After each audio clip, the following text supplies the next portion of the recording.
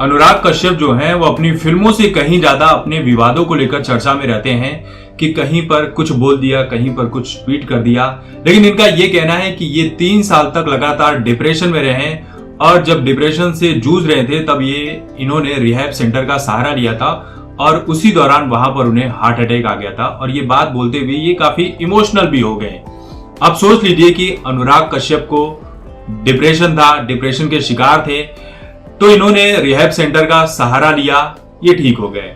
बॉलीवुड में ऐसे बहुत सारे लोग हैं जो डिप्रेशन के शिकार होते हैं और ठीक होकर चले आते हैं, फिर उसके बाद ज्ञान बांटते हैं लोगों को कि मैं किस तरह से डिप्रेशन में बाहर आया। सिर्फ सुशांत सिंह राजपूत ही इकलौते ऐसे इंसान थे जो डिप्रेशन का शिकार थे और उन्होंने आत्महत्या कर ली। क्या ये बात कहीं से भी सही लगती है कि बाकी के बॉलीवुड वाले तो बड़े स्ट्रांग हैं लेकिन सिर्फ सुशांत सिंह राजपूत ही कमजोर थे?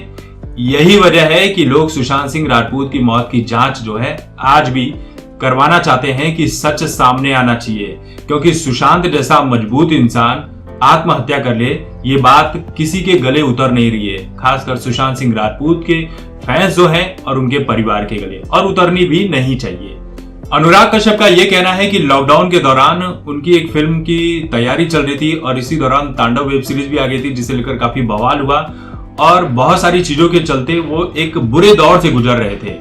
इस दौरान उन्हें 3 बार रिहैब सेंटर जाना पड़ा।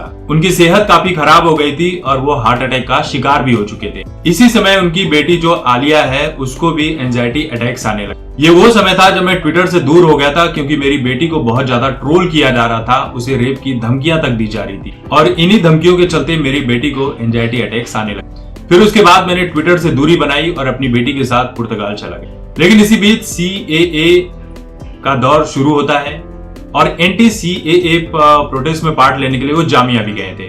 मैं लंदन में अपनी फिल्म की शूटिंग कर रहा था लेकिन देखा कि इंडिया में इसके बारे में, इसके खिलाफ कोई बात नहीं करना चाह रहा है और ये बात मुझे बहुत बुरी लगी। तो मैं तुरंत ही इंडिया लौट आया और मैंने CAA के खिलाफ बोलना शुरू किया, ट्वीट करना शुरू कर दिया, क्योंकि मुझे ये चीजें बर्दाश्त नहीं हो रही थी। मतलब जो सही है इन्हें बर्दाश्त नहीं होता है और जो गलत है इन्हें बर्दाश्त हो जाता है। अभी अभी भारतीय सेना के ऊपर ऋचा चड्ढा ने जो बोला ये इन्हें बर्दाश्त हो गया, ये सही है, ये इन सब लोगों के लिए सही होता है, बस CAA जैसी चीजें इनके लिए गलत होती है। मुझे समझ में नहीं आ रहा था कि मैं इन सब चीजों से डील कैसे करूंगा, लेकिन अब मैं ठीक हो चुका हूं और अपनी फिल्मी दुनिया में व्यस्त हूं, क्योंकि अगर मैं बैठ गया तो मेरे घर का खर्चा कौन चलाएगा? बताइए, इतने गरीब है, इनके घर का खर्चा कौन चलाएगा?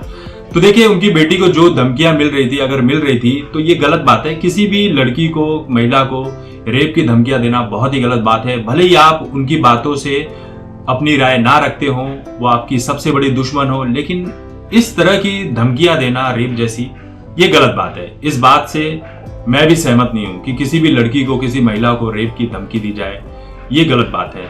आप अपनी बात सही तरीके से रख सकते हैं और सही तरीके से रखने के बहुत रास्ते होते हैं। बाकी अनुराग कश्यप कैसे इंसान है ये बताने की जरूरत नहीं है।